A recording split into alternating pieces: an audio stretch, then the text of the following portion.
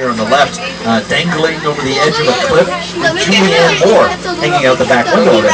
That cliff was actually just a parking structure on the front lot here at Universal that they dressed up to look like it was a remote cliff out in the jungle somewhere. And as big and as heavy as that looks, I don't remember how many games. Lightweight. It's actually just made out of wood. It's not nearly as heavy as you would think.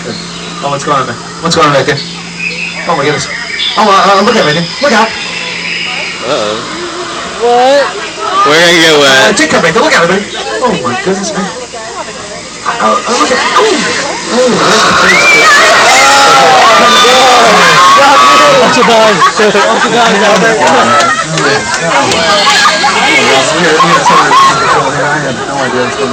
I apologize for that, folks. Listen, I am every bit as surprised as you are. I had to do those things. Listen, don't get too upset. I tell you, a little club soda gets that dinosaur straight right down. Now, when Steven Spielberg started at Universal, one of his first assignments was to take a young writer on a tour of the back lot. That writer's name was Michael Crichton, who later go on to write Jurassic Park. Now, in all the movies, the weather always plays an important part. Now, listen, you don't hear me talking about the weather. Now we have access to America's favorite weatherman. You know him as the Today Show's Al Roker. Hi, everybody. This is today's forecast for the Universal back lot. It's going to be sunny and dry in 6 Points, Texas. Expect snow and sleet on New York Street. Oh, we have to be right here. That movie, that one movie. That liar. I thought it was a nice day out there. Should I go up? Yeah, why not?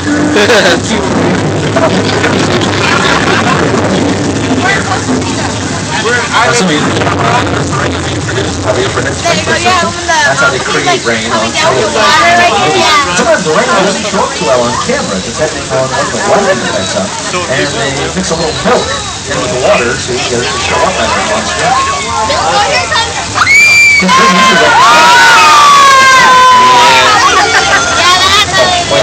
got a flood back there.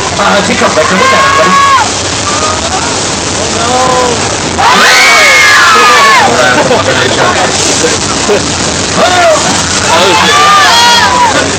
Look at it, buddy.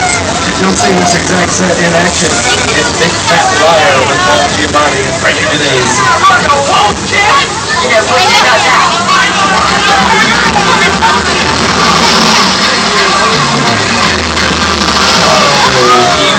He was on the tram.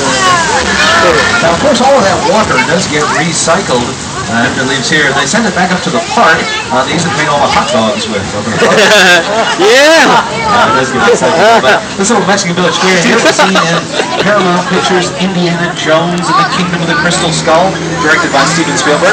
I was being used recently for scenes in a movie called Pop, with also planned that Chelsea Handler that will be out early next year, directed by the director of Alvin and the Chipmunks. Alvin and the Chipmunks, the Squeakquel, also filmed scenes right here on the back lot. But this next area we're coming into is known as 6 Points, Texas, and it's one of the very first areas developed here on the back lot almost 100 years ago. Here to tell you a little bit more about these dusty old trails and old cowboy, Whoopi Goldberg. Did you know that more movies have been shot on these streets than any other spot in the world? Now, during the silent film era, they could shoot up to 6 movies at the same time, one on each one of these 6 streets. That's why it's called 6 Points, because each street had its own bank, its own sheriff's office, its own saloon, and its own hotel. Now, it turns out that this town ain't big enough for both of us. So get on back onto your tram, stagecoach thing, and get the heck out of here. Go on. Early days in the studio, during the silent film era, they used to have big bleachers that they would set up all down around in this location. They would charge people 25 cents, and they would let them come down and sit and watch as they were actually filming silent movies. Obviously, no sound was being recorded, so people could cheer the heroes and boo the villains right while they were filming a scene, almost like they were sitting in the theater watching a play.